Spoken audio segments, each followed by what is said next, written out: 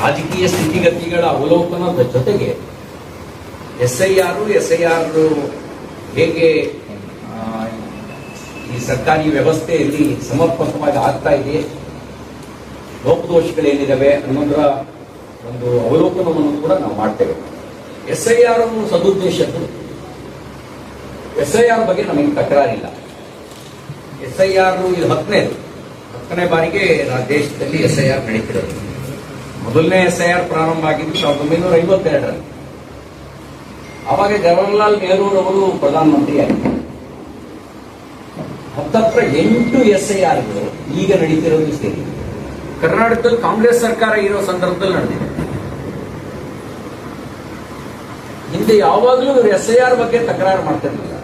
ಆದ್ರೆ ಈಗ ಎಸ್ಐಆರ್ ಬಗ್ಗೆನೇ ತಕರಾರು ಮಾಡ್ತಿರೋದ್ರ ಉದ್ದೇಶ ಮತ್ತು ಹುನ್ನಾರ ಏನಿರಬಹುದು? ನಮ್ದು ಎಸ್ಐಆರಿನ ಲೋಪದೋಷದ ಬಗ್ಗೆ ಮಾತ್ರ ತಕರಾರು. ಎಸ್ಐಆರ್ ಬಗ್ಗೆ ನಮ್ಮ ಬಿಜೆಪಿ ತಕರಾರಿಲ್ಲ. ಎಸ್ಐಆರ್ನ ಅನುಷ್ಠಾನದ ಲೋಪದೋಷದ ಬಗ್ಗೆ ಮಾತ್ರ ನಮ್ಮ ಆಕ್ಷೇಪ, ನಮ್ಮ ದೂರು.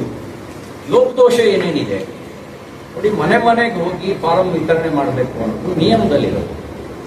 ಮಸೀದಿಗಳಲ್ಲಿ ಸಾರ್ವಜನಿಕ ರೂಪದಲ್ಲಿ ಹಂಚಿಕೆ ಮಾಡಿ ಅಂತ ಆ ನಿಯಮದಲ್ಲಿ ಇಲ್ಲ.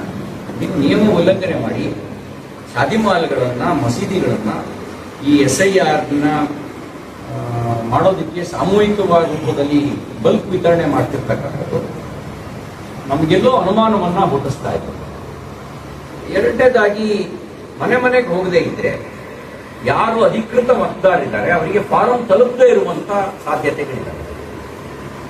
ಅನಧಿಕೃತ ಮತದಾರರಿಗೆ, ನಕಲಿ ಮತದಾರರಿಗೆ ಫಾರಂ ದೊರಕಿ ಅಧಿಕೃತ ಮತದಾರರಿಗೆ ಫಾರಂ ದೊರಕದೇ ಇದ್ರೆ ಅದು ಇಡೀ ಎಸ್ಐಆರ್ನ ಉದ್ದೇಶವನ್ನೇ ವಿಫಲಗೊಳಿಸುತ್ತೆ. ಆ ದೃಷ್ಟಿಯಲ್ಲಿ ಮನೆಗೆ ಹೋಗಿ BLOಗಳು ಫಾರಂ ಕೊಡಬೇಕು, ಅದೇ ರೀತಿ ಕೊಡುವಂತೆ ನೋಡ್ಕೊಳ್ಬೇಕು ಅನ್ನೋದು ನಮ್ಮ ಆಗ್ರಹ ಇದೆ.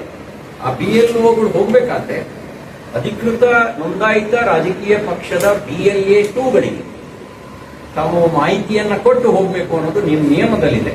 ಅವರಿಗೆ ಮಾಹಿತಿಯನ್ನ ಕೊಟ್ಟು ಅವ್ರ ಜೊತೆಗೆ ಬಂದ್ರೆ ಕರ್ಕೊಂಡು, ಬಾರದೇ ಇದ್ರೆ ಬಿಟ್ಟು ನೀವು ನಿಮ್ಮ ಕಾರ್ಯವನ್ನ ಮಾಡಬೇಕು. ಆ ಕಾರ್ಯವನ್ನ ಮಾಡ್ತಾ ಇಲ್ಲ. ಇದನ್ನೆಲ್ಲ ನೋಡಿದಾಗ ಇಲ್ಲಿರುವ ಕರ್ನಾಟಕದ ಕಾಂಗ್ರೆಸ್ ಸರ್ಕಾರ ಯೋಜನಾಬದ್ಧವಾಗಿ ಆರಂಭದಲ್ಲಿ ನೀವು SIRನ ವಿರೋಧಿಸಿದ್ರಿ. ಈಗ SIRನ್ನೇ ದುರ್ಬಳಕೆ ಮಾಡಿಕೊಂಡು ಅಕ್ರಮ ಮತದಾರರನ್ನ ಸಕ್ರಮಗೊಳಿಸ್ತಕ್ಕಂಥ ಕೆಲಸದಲ್ಲಿ ತನ್ನ ಸರ್ಕಾರಿ ವ್ಯವಸ್ಥೆಯನ್ನು ದುರುಪಯೋಗ ಪಡಿಸ್ಕೊಳ್ತಿದ್ದೀರಿ ಅಂತಕ್ಕಂಥ ಅನುಮಾನ ನಮಗೆ ಬರ್ತಾ ಇದೆ. ಅದಕ್ಕಾಗಿಯೇ ನಾವು ಚುನಾವಣಾ ಆಯೋಗವನ್ನು ಭೇಟಿ ಮಾಡಿ ದೂರನ್ನ ಸಲ್ಲಿಸಿದ್ದೀವಿ.